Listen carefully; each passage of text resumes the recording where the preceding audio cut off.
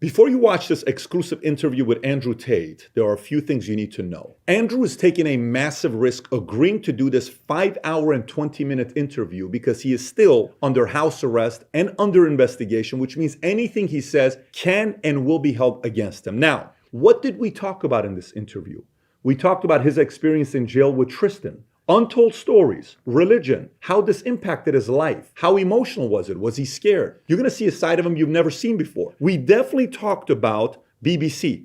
BBC is not going to like this interview for many reasons. You'll see why. It's a total of 15 hours that we spent with Andrew and Tristan at his compound, so a lot was covered. Having said that, there's about 45 minutes of this interview that will be censored due to the topic of discussion being around his investigation in Romania. So if you want to see that 45-minute portion, you will need to text the word Tate to 310-340-1132 or click on a link below to subscribe to an email for that to be sent to you after his investigation or indictment is public. Having said that, brace for impact.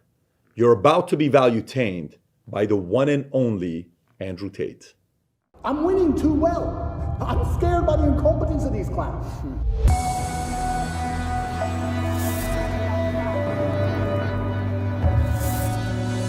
If this guy is so innocent, how can they get you to go to the dungeon for 92 days? How can they put you on house arrest? How can they do all this stuff?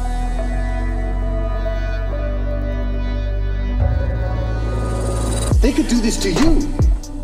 They could do this to anyone. They could do it to you or me or any man watching this. Any man watching this. I wake up instinctually at 5 a.m. because that's when they raid your house. I wake up at like 4:59. I just fucking shoot up. Empires have fallen so many times because they thought they can get away with murder, and then eventually people said, "Listen, stop. You're not gonna do this to me anymore. We're not gonna take a stand." When I destroyed the BBC, my brother was celebrating. I knew. I said, Tristan, no. You don't beat the British Broadcasting Corporation to make fools of them like this without some new bullshit. This is where their argument has leaks in it. I'm genuinely looking for guidance here. Am I supposed to roll over and fucking lose? You sincerely don't know what the right thing is. I sincerely have decided that the best thing I can do is stay true to my faith and stay true to God and tell the truth and fight.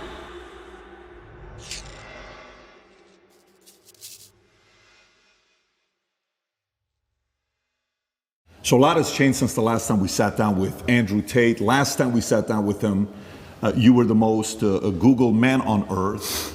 Today, effective last 2 days, you are now the most Googled woman on earth. Correct. According to your Twitter profile. Correct. And we wanted to make sure after the BBC interview, you made certain requests. Yeah. You said you want, moving forward, there to be a $50,000 fee when people sit down to do an interview.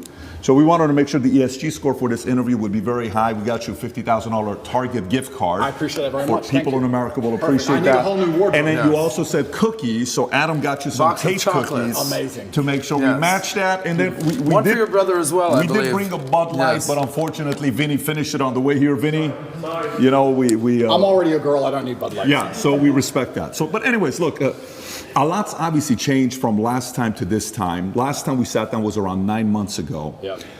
You had, at the time, been deplatformed from every social media platform. We came out here, we sat down, we spoke. The Matrix was attacking you. You were saying, Matrix attacking me, Matrix attacking me. Yep. From then on, Musk buys Twitter in October. Yep. He then reinstates you. Correct. In one day, I believe you get 1 million followers on Twitter. You're upwards of 7 million today. Yep. Every other account's taken down. I think even Tristan was taken down off of Instagram. Yep. And then, you know, the arrest comes, the lover boy, all these articles. Yep. And Vice releases the hit piece on you guys. You know, they're saying what they're saying, and I'm sure we're going to get some comments on that. Yep. The initial 30-day lockup was extended twice, 92 days in the dungeon. Yep.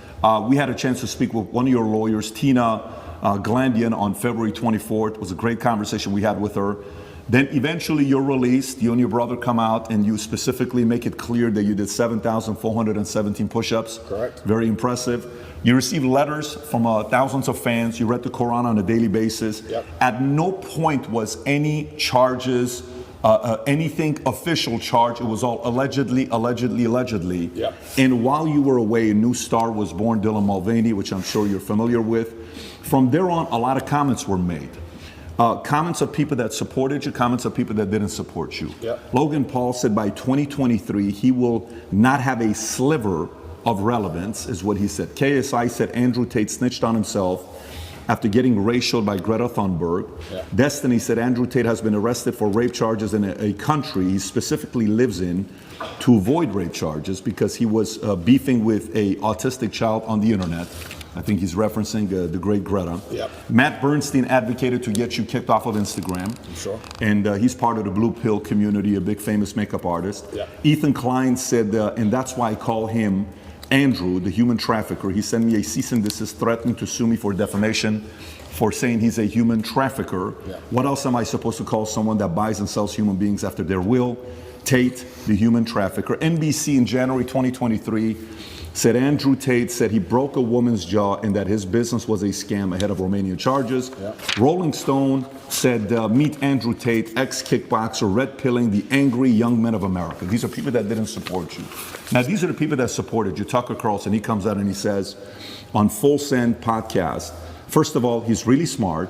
Yeah. The spirit that animates Andrew Tate is very clear and very obvious, and it's not a malicious spirit at all. Andrew Tate's core message is respect for yourself, act like you're worth something, Yep. achieve something, do something, get the fuck off the couch, put down the porn, go do something with your life. That's the greatest message that anyone could give. It tells you everything about the people in charge who say that's threatening. What is that threatening? The same people who live on the pedo island with Epstein and the same people that were friends with Harvey Weinstein were claiming to protect women by rebuking Tate. Yep. That's Tucker Carlson. Yep. Piers Morgan, who originally, when he went on, it was very combative. Correct. It was a very good interview, entertaining, but it was also interesting to see him trying to push you. And then he flips and he says, this is getting ridiculous. Romanian authorities must either charge him Yep. and his brother if they have actual evidence of crimes or release them. Musk obviously supported by restoring your account like this. Jake Shields said people are freaking out about young boys looking up to Andrew Tate, but totally fine with young girls looking up to Cardi B and the Kardashians. And obviously, Aiden Ross, Red Pill community, Joe Rogan. I can go on and on and on about a lot of things that's being said. We watched the BBC interview, and we'll talk about BBC here in a minute because I have some questions on that as well. But the first thing I want to ask you is, 9 months, where we were at then, September, to where we are today, a lot's changed. How do you feel with everything that's going on? And tell us a little bit about your current state today. Yeah, there's a very strange sense of terror that comes from knowing exactly what's going to happen to you. There's a strange sense of calm that comes from it also, but in the middle of the night when you can't sleep, sometimes you feel happy knowing what they're trying to do to you, and sometimes you feel terrified knowing what they're trying to do to you. I think I'm very happy. Every single podcast I did previous to this, I hammered the point home and I made it very clear that they had the intention of trying to put me in jail. I said, there's 3 lives. They try and cancel you and slander you and destroy your name. They don't just want you to disappear from the internet. They want you to disappear from the internet in a cloud of shame. They have to shame you, which is why they chose the crimes they did for me, and it's why they usually choose the crimes they choose, because it's heinous. They want to shame you, and they want you to disappear with your head facing the ground and never pop up again.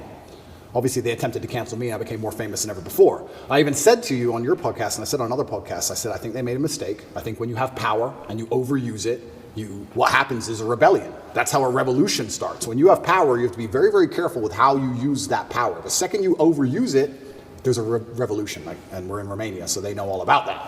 That's exactly what happens. And I said at the time, I think I was a mistake. I think they made a big mistake canceling me the way they did. And then the second time, the second life, which I described as they try and put you in jail for no reason. Here we are in the current scenario. I knew it was going to happen. And the third one is they put a bullet in your head. So we're going to have to see how the second life plays out. And yeah, I mean, when this is all over and I win the court case and I get the not guilty, I won't be smiling. I'll be walking out the courtroom with my head on a swivel. That's the kind of life I'm living now. I'm going to be thinking, oh, okay, so their second attempt failed. Now what? Like, do I want to fly private anymore? Do I want to go that place anymore? You start to think about these things. Like, do I want to do these things? A lot of billionaires dying in plane crashes. It's strange. So it's scary, regardless of how it plays out.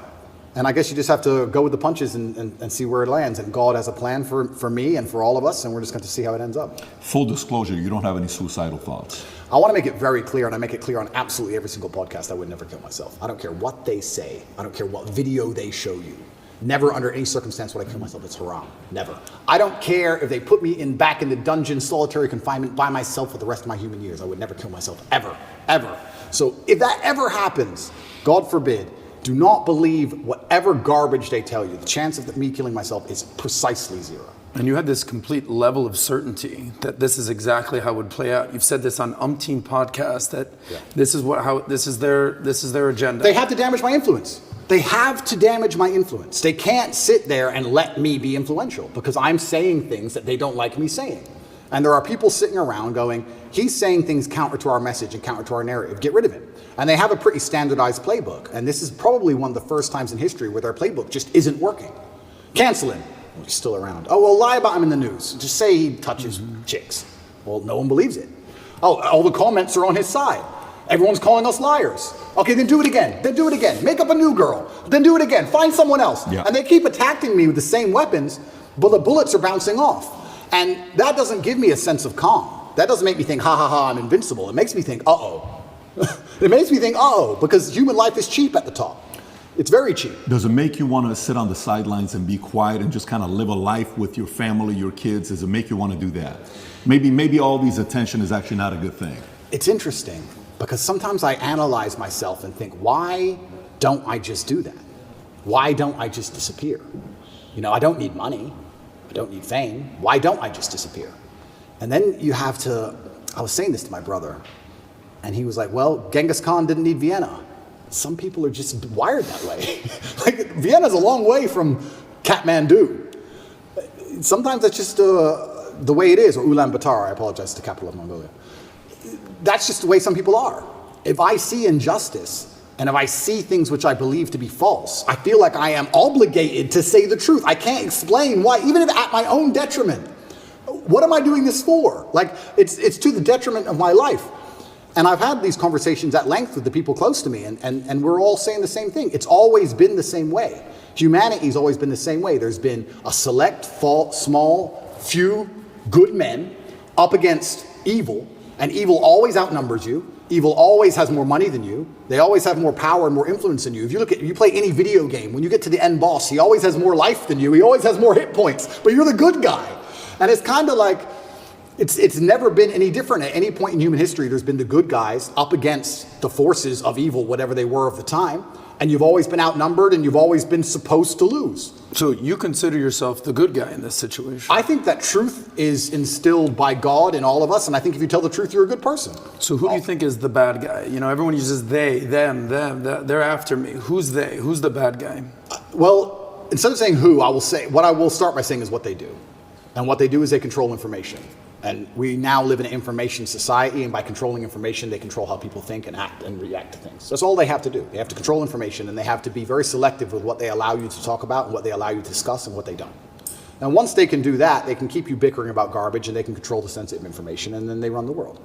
So having all the information controlled and having this hard barrier on what can be discussed, that's how they can purport absolute fallacies. I think now it's been a couple years, we can probably talk about it.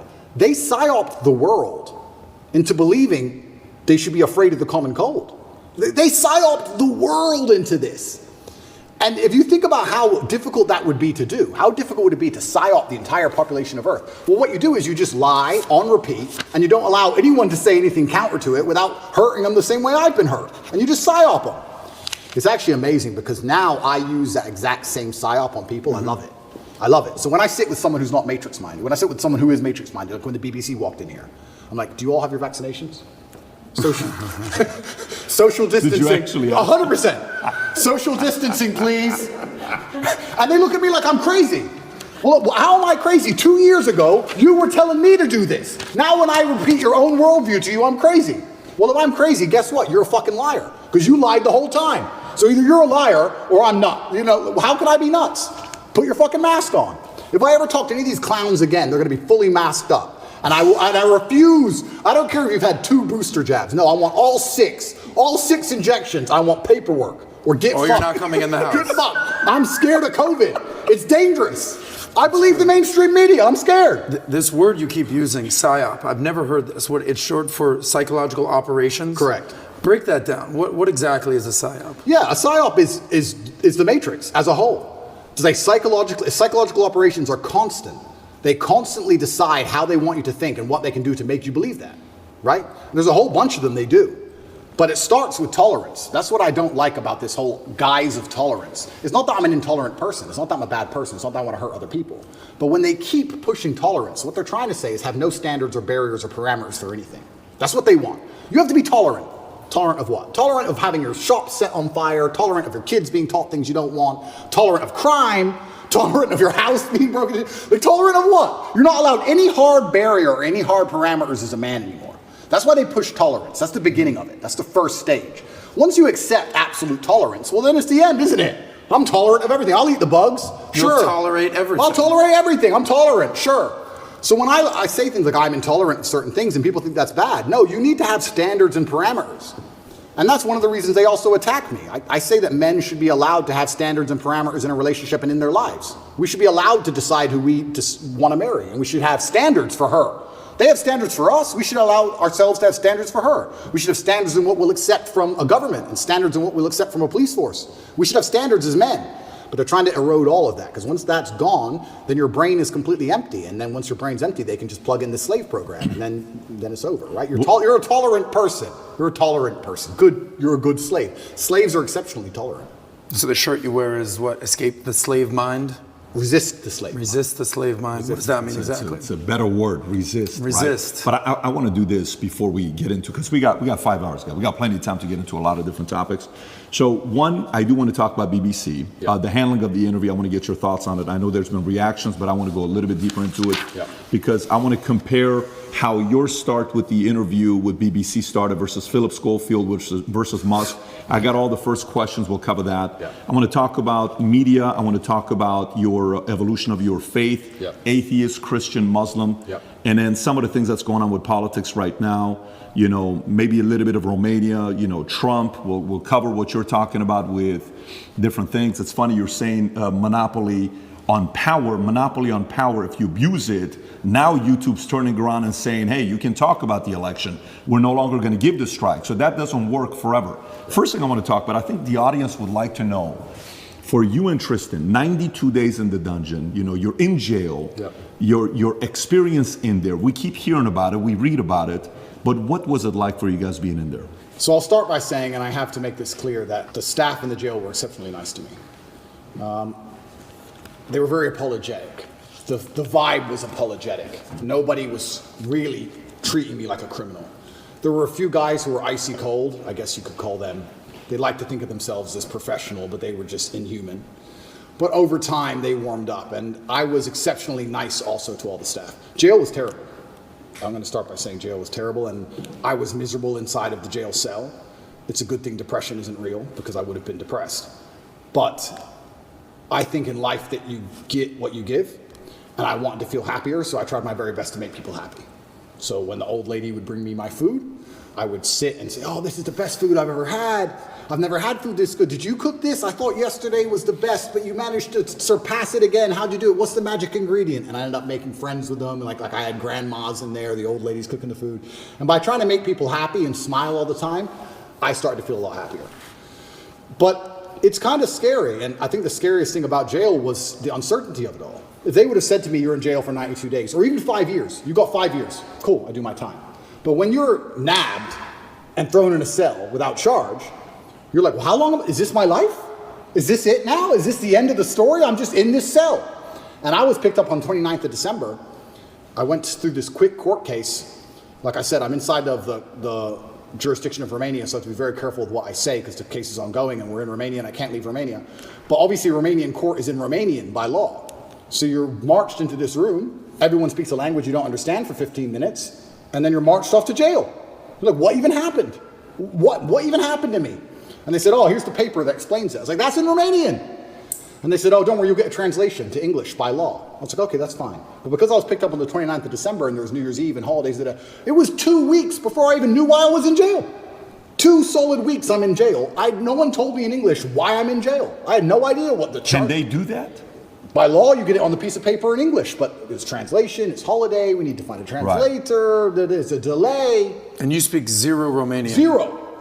So they said, oh yeah, human trafficking. I'm like, what do you mean human trafficking? Who? When?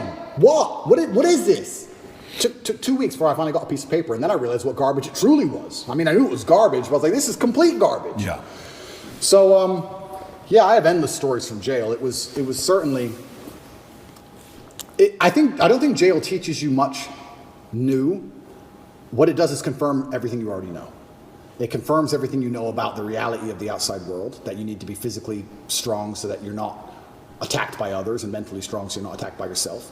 You learn who's on your side and who isn't. You learn who's a coward and who's not. You learn who's an opportunist and who isn't.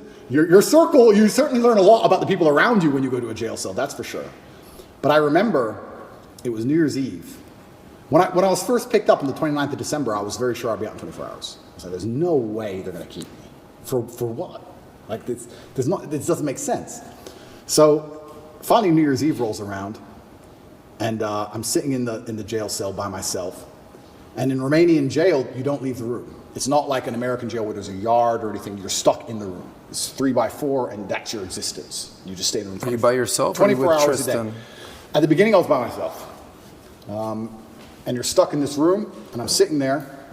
It's New Year's Eve, and there's a very faint speaker, maybe way down the hallway. The guards must have been having a little party for New Year's Eve. And there's this awful song. It's called the Ketchup song. I don't know if you know what it is. I don't want to sing it, but it goes, hey, hey, of course. That super annoying song. And I'm sitting there, and I know it's New Year's Eve because the fireworks start going off. And I'm looking out my tiny window, and I can just hear in the very long distance from the end of the hallway, hey, hey. And I'm sitting there looking out the window like, this can't be it. This can't be the end of my life. Even the cockroaches all over the walls didn't celebrate. There was maybe 15 cockroaches on the walls, right? And when it struck 12 and the fireworks went off, I kind of like, well, who's my friends in here? The cockroaches. I looked at them, even they didn't move. I was like, well, that's New Year's. It's funny because before that, a couple days before that, me and Tristan were discussing, do we want to do New Year's in Dubai? Do we want to go Courchevel? Shall we go Miami? We're all arguing, oh, that will be boring. That's too far. We had all these grandeur plans. Oh, finally we decided to go to Dubai. We were in Czech Republic at the time, and we decided to go to Dubai. And I said, let's stop in Romania so I can repack a suitcase. So That's it. That's the only reason. That's the only reason. So jet left Prague, landed in Romania. My jet was still on the runway. Came here overnight to pack a suitcase, spent the night, spoke to Greta with a pizza box, and it's 5 a.m. they got me before I flew back to Dubai. So that was my The infamous Greta pizza box situation. Greta pizza box. How much you think there's anything linked to Greta? Is there anything, because the timing of it? Yeah, I don't think she specifically said that. Of course. But there are certainly people within the Matrix machine that you can't attack without catching flack for. There's certainly protected people. It's absolutely and utterly a club, and you're either in the club or you're outside of the club. She's certainly in the club, right? So if you say certain things about certain people, or you get a beef with X amount of people, or you discredit a certain person, they're going to try very hard to teach you a lesson for doing that. And you can see very clearly who's in the club and who isn't by the Philip Schofield situation. This is a man who has groomed boys and had sex with them, but he's in the club. All of the media headlines after 2 days are, let's have compassion, feel sorry for him, his mother's upset. They've attacked me for 14 months, day after day after day, and they relentlessly attack me. Nobody talks about my mental health. Nobody gives a shit how I feel. I didn't do any of the things he did. He's actually done things. I haven't done anything. But when you're in the club, you're protected by the media. When you're not in the club, you're attacked by the media. And that's how it simply works. You're either on our side or you're not. But to join their side, you have to sell your soul. Your sanity has a price. Your sanity is for sale. You have to sell it. You have to come along with your sanity, take out your mind and say, here you go.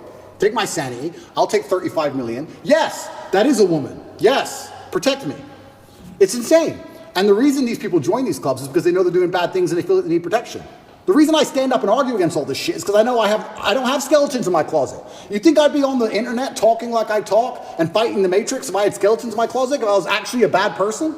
I've been investigated as deeply as a person can be investigated by multiple federal agencies for 14 months. I was locked in a jail cell and 2,000 people I know was called. My barber, my old housekeeper from when I lived in England 9 years ago, my gardener I used to have in another country I lived in. Everybody was called. And people were offered bribes effectively. The media are calling girls saying, if you have a bad story to tell about Andrew, we can pay you $30,000 if you have a bad story. That's a bribe.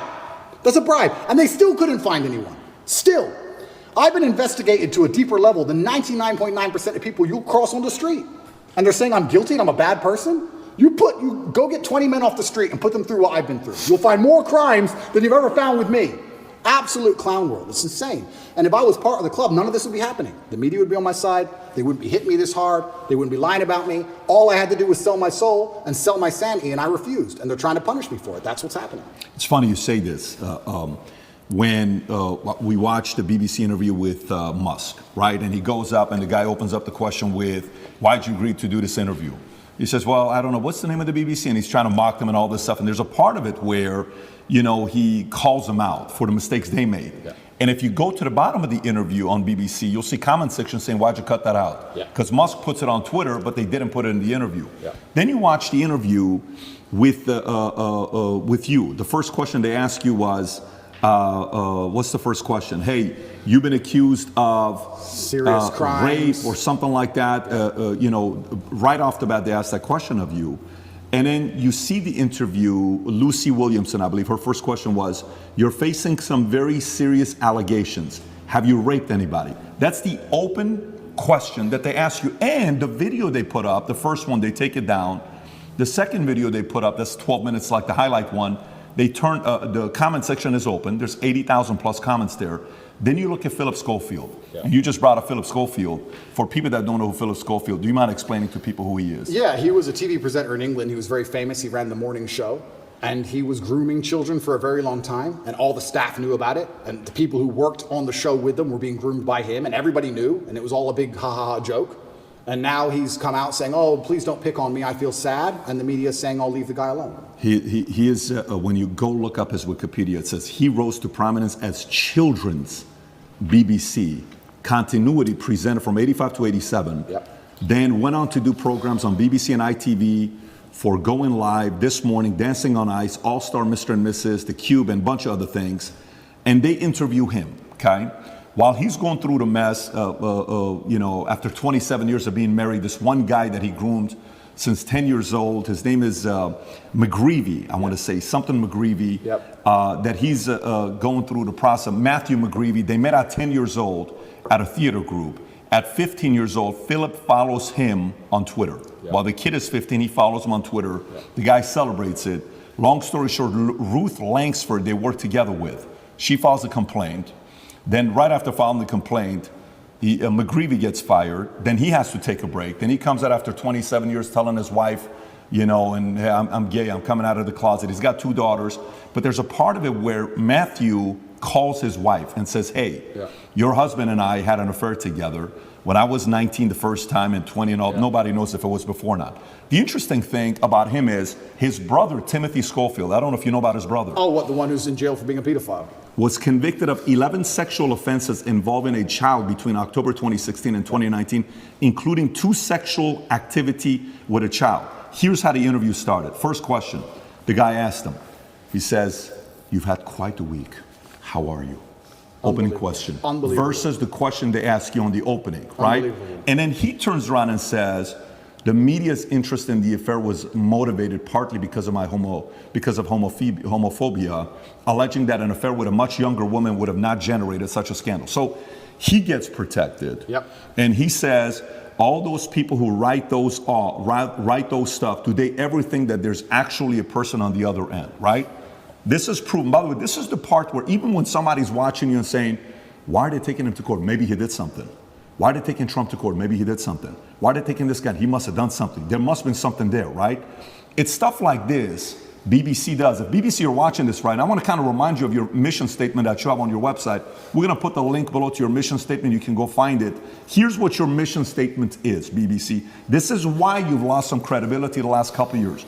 To act in public interest, serving all audiences through the provision of impartial, keyword impartial, high quality and distinctive output and services which inform, educate, and entertain. You say you inform, educate, you entertain, yet you conceal, misinform, and your content's quite frankly boring.